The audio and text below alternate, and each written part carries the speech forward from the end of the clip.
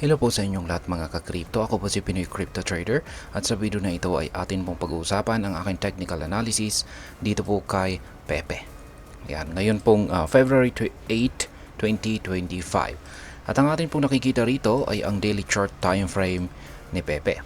At yan po yung aking previous projections dito kay Pepe noong pang nakalipas na January 27. Ayan, mga ilang araw na rin ang nakakalipas. At ayan, pagkatapos po nito ay nakikita natin na nagpatuloy po sa pagbagsak itong si Pepe. Ayan, bumagsak po siya, nagkaroon siya ng rejection sa ating major support. Ayan, dito po sa major support na 40 digits 1158. Ayan, tumulbog po siya.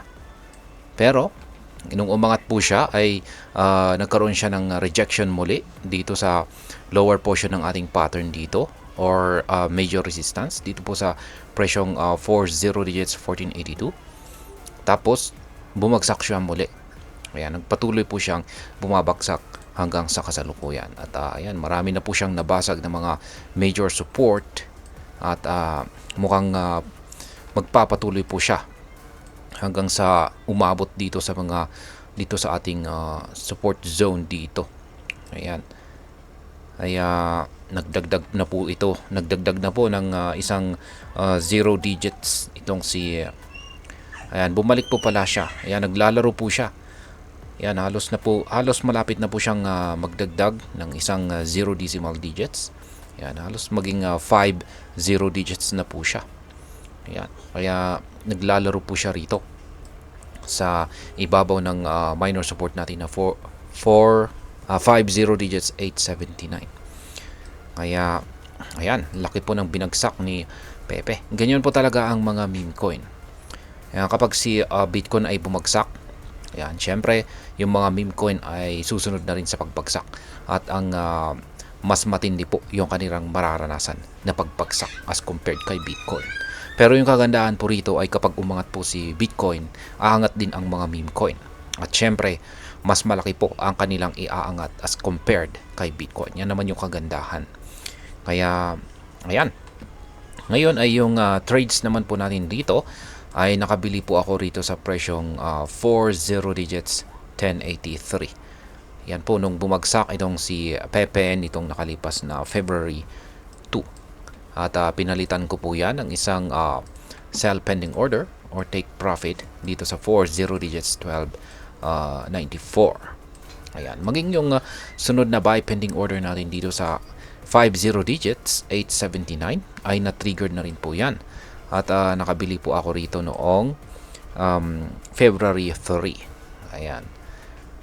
At dahil dyan ay naglagay po ako dito ng sell pending order or take profit sa 40 digits 1083. At nung sumunod na araw, yan, mga February 4 ay na-triggered po yung ating sell pending order or nakapag-take profit po tayo dyan.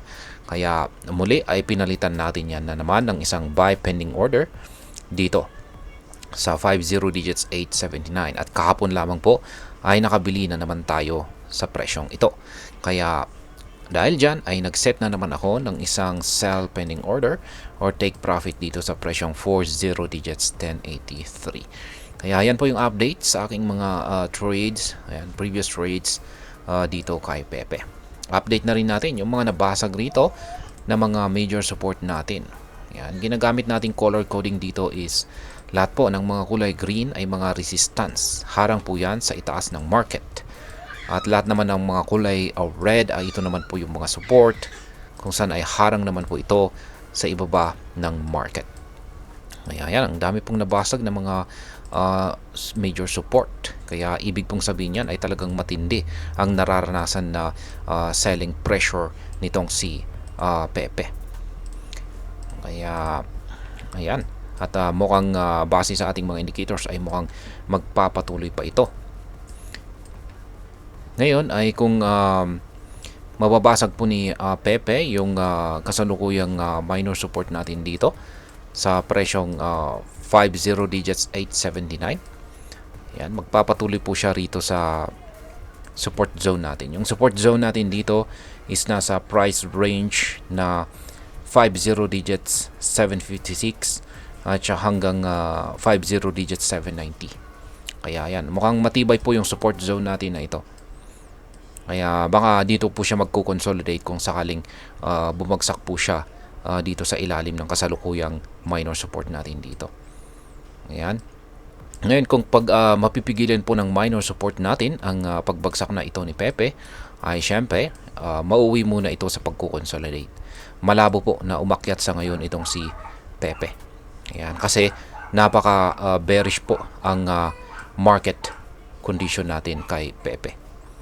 Ayan, pero kung sakaling aakyat po siya, ayan, sakaling magkakaroon po siya ng correction or pullback, yan, pwede po niyang balikan yung major resistance natin dito sa 40 digits 1083. Kaya yan, possible po yan, pero malabo po na mabasag niya ito unless na magbago po yung mga signals natin sa ating mga indicators, kung saan ay magpapakita ito ng mga bullish signal.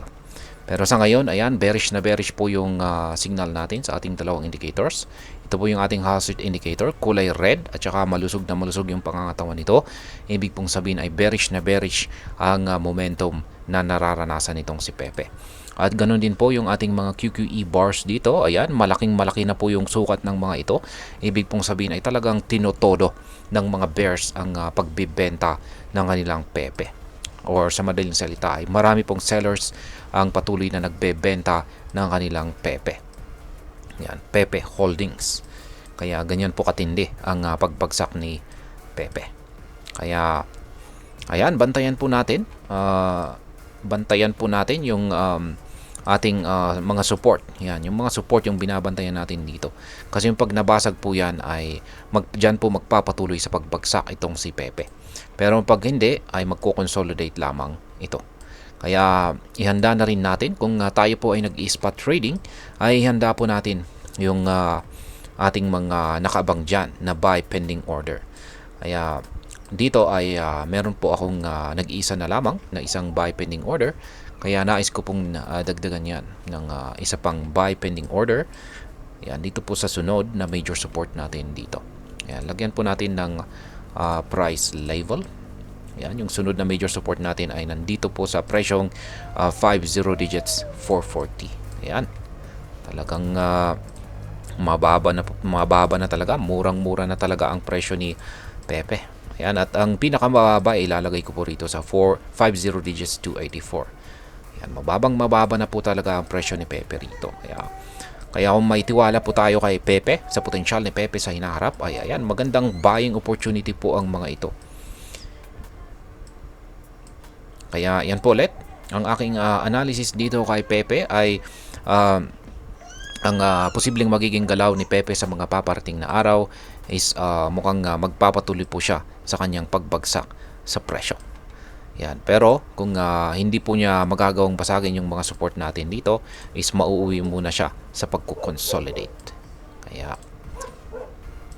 ayan, sa mga bago lamang po rito ay check na lamang po ninyo ang description ng video na ito para malaman kung anong platform at mga indicators ang ginagamit ko dito. At hanggang dito na lamang po tayo sa video na ito mga ka-crypto. Marami pong salamat sa panonood. Ingat po tayo lagi at God bless po sa ating lahat.